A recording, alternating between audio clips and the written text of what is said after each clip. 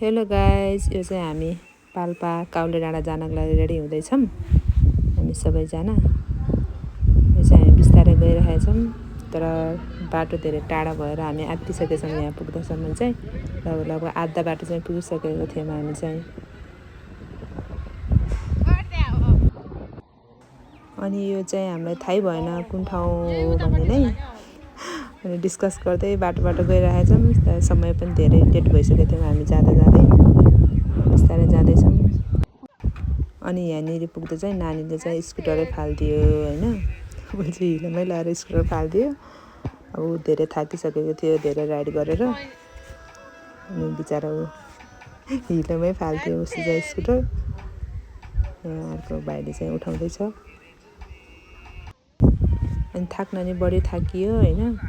अनि हामी चाहिँ खास चाहिँ पुगेर फर्किने भन्ने तरिकाले हिँडेको थियौँ नि त, तर हामी जाँदै बाटो टाढा भयो, कहिले नजाने ठाउँ। अनि त्यसपछि गाह्रो भयो सबैजनालाई।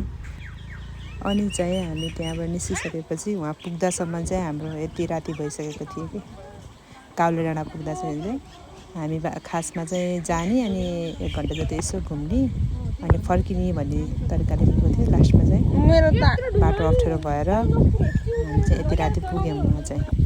त्यसपछि चाहिँ अब हामी उति राति पुगिसकेपछि अब त्यहाँको भ्यूहरू नहेरी कसरी फर्किनु भन्ने सल्लाह भयो हामी सबैजनाको। अनि त्यहीँ पुरा एउटा होमस्टे खोजेर बस्ने भन्ने कुरा भइसकेपछि यो चाहिँ हामी गाउँ साइडतिर जाँदैछौँ होमस्टे खोज्नको लागि।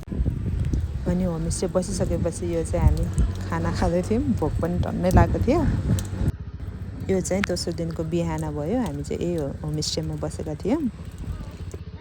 तर मौसम भने सोचे जस्तो राम्रो भएन, तर पनि इन्जोय चाहिँ गरियो, भिडियोहरू बनाइयो, खुसी भइयो। मौसम चाहिँ खुलेन भनौँ न त्यति राम्रोसँग, जस ठाउँ चाहिँ एकदम स्वर्ग नै थियो भनौँ। हामी चाहिँ फोटो भिडियोहरू लिएर यत्तिकै इन्जोय गऱ्यौँ, रमाइलो गरियो। तर यात्रामा जति दुःख कष्ट भयो पनि त्यहाँ गएपछि चाहिँ रमाइलो, यतात्यता खुब रमाइलो भयो, आफै इन्जोय गरियो। मौसम चाहिँ फिटिकै खुलेन भनौँ न, एकदम हुस्सु लागेर, तर पनि ठिकै छ भनेर घुमियो